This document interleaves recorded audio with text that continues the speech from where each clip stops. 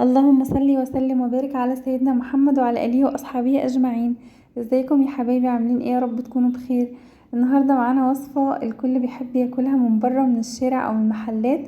هنعملها في البيت بطريقه نظيفه وافضل من بره بكتير، ومش هتبطلوا تعملوها بالطريقه دي.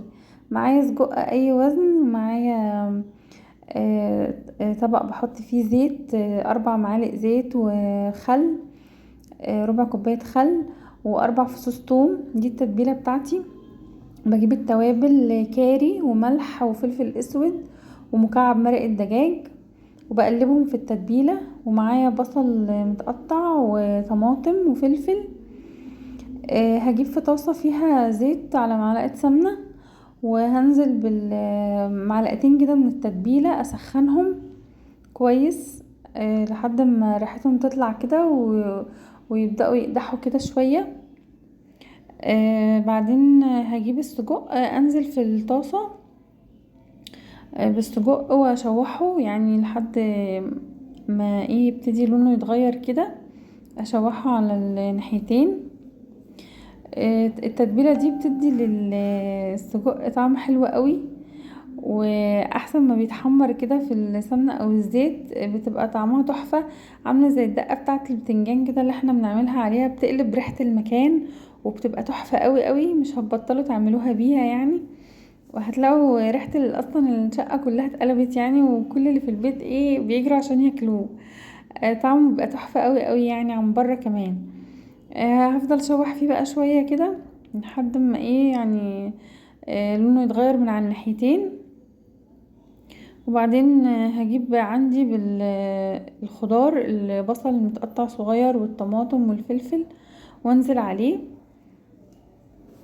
وافضل اقلب بقى كده لحد ما يبقوا في بعض، يستووا مع بعض ويتدبلوا شوية كده. وبعدين باقي عندي الدقة، بقيت التوم مع الزيت والخل والتوابل. بعد ما البصل والخضار بيتشوح مع السجق كويس قوي، بجيب التتبيلة واروح نازلة على الخضار والسجق، واروح مقلباهم كلهم في بعض، واسيبهم يتشربوا بقى مع بعض كده ويتشوحوا. ريحتهم فظيعة، وهم وهم جميل قوي قوي. مش هتبطلوا تعملوه، والله تحفة. وكمان بيبقى انضف من بره بكتير، لان دلوقتي اللحوم والحاجات دي مش مضمونة من بره، فافضل بكتير ان احنا نعمل الطريقة دي في البيت، ضامنين المكان اللي احنا جايبين منه السجق، وضامنين نظافة الحاجة اللي احنا بنعمل فيها. وكمان الساندوتش بره بيبقى غالي خالص. السجق الصغير ده انت هتعمله سندوتشات كتير خالص بمبلغ اقل كتير من بره. والدقة والتتبيلة دي اللي معاه فرقة في الطعم جدا جدا وتحفة. طبعا بيتاكل في سندوتشات فينو او مع مكرونة او رز حسب ما انتوا عايزين يعني. بسيبهم بقى يتبلوا مع بعض كده، وبعدين بعد ما بيخلص بقدمه. بيبقى طعمه تحفة جدا، مش هيفضل منه حاجة اصلا، هيتنسف يعني. بس ولو الوصفة عجبتكم يا حبايبي، يا رب ما تنسونيش كده من دعمكم للقناة، ومتنسونيش باللايك والاشتراك عشان يوصلكوا كل جديد. والسلام عليكم.